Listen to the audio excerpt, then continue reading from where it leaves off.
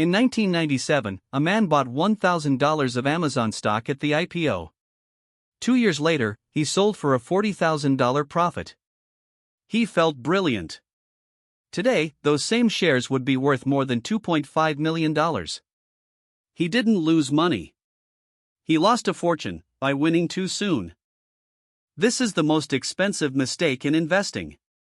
And almost nobody talks about it. We obsess over losses.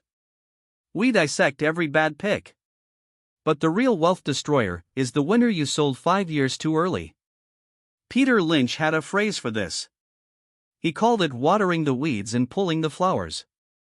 After running the Magellan Fund to 29% annualized returns over 13 years, he said this single behavior cost his investors more than any market crash.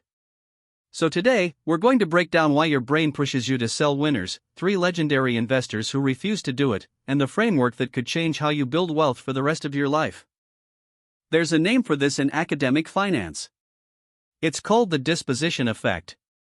In 1998, finance professor Terence O'Dean studied 10,000 brokerage accounts. What he found was stunning. Investors were 1.5 times more likely to sell a winning stock than a losing one. Think about that. Logically, you'd cut losers and let winners run. But humans do the exact opposite. Why? Because selling a winner feels like locking in a victory. Selling a loser feels like admitting you were wrong. Your brain treats the gain as a trophy you want to grab before someone takes it back. There's even a saying for it on Wall Street. You can't go broke taking a profit. It sounds wise. It's actually one of the most damaging ideas ever invented. Because compounding only works if you let it run. But here's where it gets really interesting. The investors who built generational wealth did the exact opposite of what felt natural. 1988. Warren Buffett invests $1.02 billion in Coca-Cola. Within 5 years, the stock had quadrupled. Every analyst on Wall Street told him to take profits. The fundamentals looked stretched. The valuation was rich. Buffett didn't sell a single share. Today, almost 40 years later, that one position is worth roughly $25 billion. And it pays Berkshire Hathaway about $776 million in dividends every single year. But here's the part most people miss. Buffett didn't hold because he was stubborn. He held because the underlying business kept getting better. Coca-Cola's earnings grew. Its brand strengthened. Its global reach expanded. The price went up because the value went up. And that is the entire game. You don't sell a winner because the stock price moved. You only sell when the business thesis breaks. Buffett puts it simply. His favorite holding period is forever. There's another investor who took this idea even further. And his story is one most people have never heard. His name is Nick Sleep. He ran a fund called Nomad Investment Partnership from 2001 to 2014. By the end, his fund had returned about 18.4% annualized. To put that in perspective, that beat Buffett over the same period. And he did it by holding almost nothing. At one point, 3 stocks made up nearly 70% of his entire portfolio: Costco, Amazon, and Berkshire Hathaway.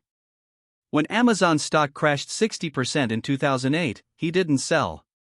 When Costco looked overvalued in 2012, he didn't sell. He had a phrase he used over and over in his letters: destination analysis. Don't ask where the stock is today. Ask where the business will be in 20 years. If the destination is still intact, the daily price is just noise. This is the difference between price and value that Benjamin Graham wrote about 90 years ago. Price is what the market thinks today.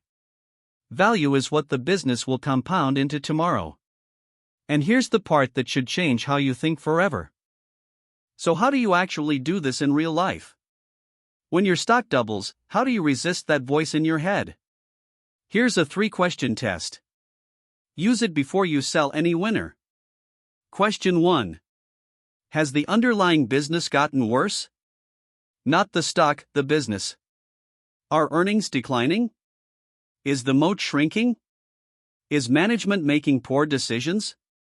If the answer is no, your reason to sell isn't a reason. It's an emotion. Question 2. Has my original thesis broken? When you bought it, you had a reason. Maybe the company was a category leader. Maybe it had pricing power. Maybe it was reinvesting at high returns on capital. If those things are still true, selling makes you a market timer. And market timers lose. Question 3. Is there a clearly better opportunity? Not a different opportunity, a better one. Because every dollar you take out of a great business has to go into something else. And the bar for a replacement should be very, very high. If you can't answer yes to at least one of those three, hold. Just hold. The math of compounding rewards patience in ways that feel almost unfair. A stock that returns 15% for 30 years turns $10,000 into about $660,000. But sell after 10 years, and you walk away with $40,000. Same return. Same company. Wildly different outcome. The biggest gains of your investing life will come from a small handful of stocks you held longer than felt comfortable. That's the secret nobody tells you. Wealth isn't built by being right 100 times. It's built by being right a few times and refusing to let go. Peter Lynch said it best. The real money in stocks isn't made in the buying. It's made in the waiting. Remember, this is educational content, not financial advice. Always do your own research. Past performance doesn't guarantee future results. But the lesson? The lesson has held for 100 years. Here's my question for you. What's one stock you sold too early and still regret? Tell me the name in the comments. I read every one.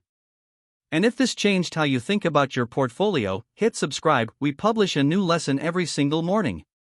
Tomorrow, we're tackling the 1 ratio Buffett checks before he buys any stock. You won't want to miss it.